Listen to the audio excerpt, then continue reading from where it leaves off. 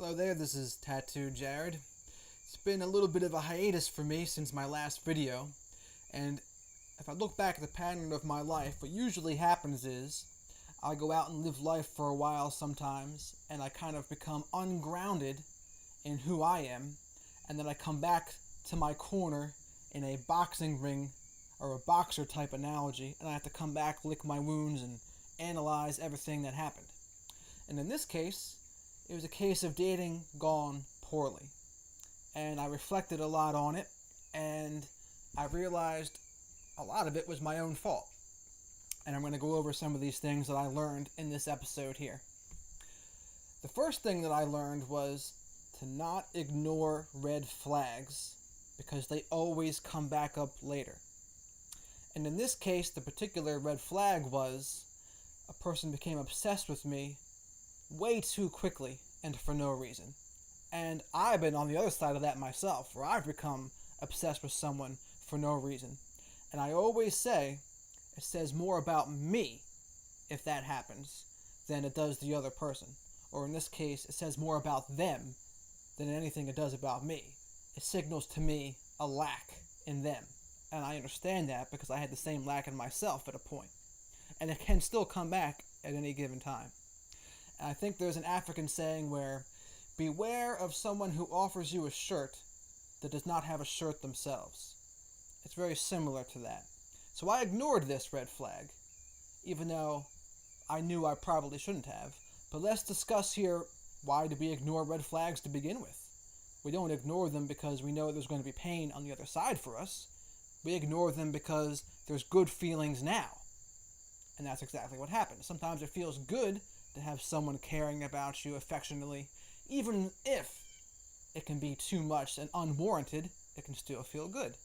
And as a guy, we may still want sex, and that's been a big downfall for me too. It does happen, but it's one of the reasons why sometimes I would choose to ignore a red flag in this case.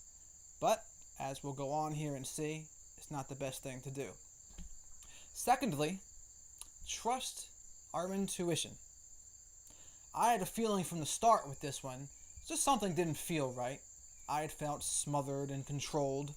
And there were certain examples, such as when I couldn't drop everything I was doing to go see this person, she had said it was unacceptable that I couldn't drop everything that I was doing. That's not healthy. But yet, the codependent side began to come out in me, and I decided to let these things slide. And as we're going to see here, it wasn't very good that I did. And on that very same night that this happened, the person decided to go hang out with a few other dudes and drink to kind of get back at me. And unfortunately for me, I began to realize I liked being jealous a little bit. And that wasn't good either.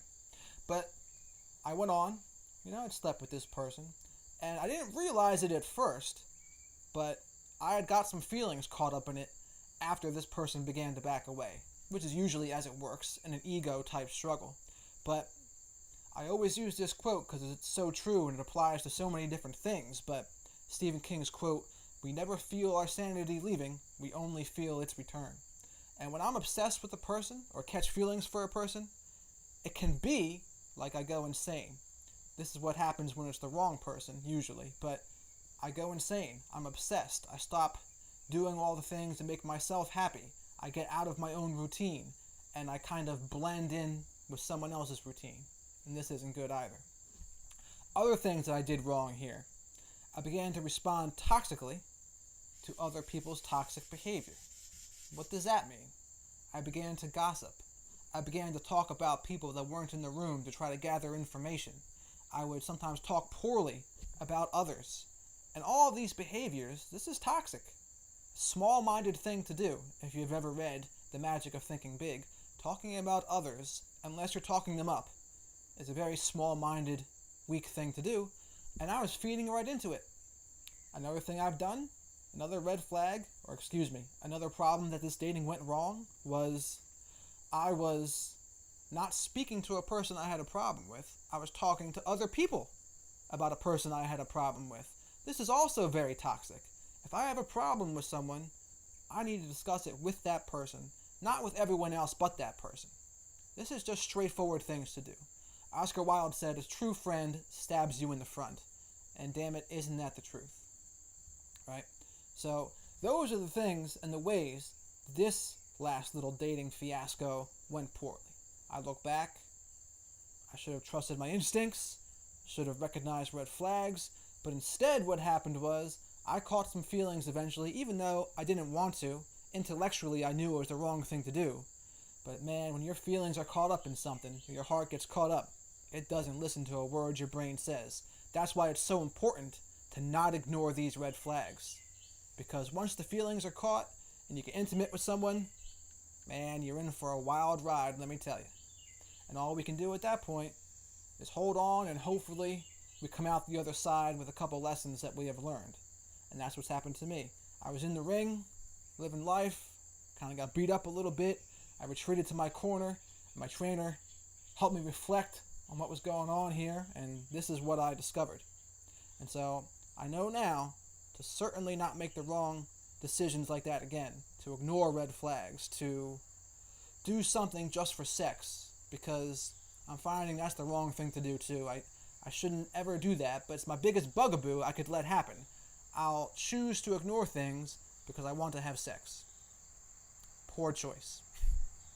Well, that's all I have in this episode here today. I thought I'd reflect back some of the lessons I've learned. Hopefully, someone can learn from this. But more than likely, what will happen is you have to make your own mistakes, and then you learn the hard way, and then the lesson really sticks. But perhaps possibly one person can listen to this and learn something, and not repeat the same mistakes I did.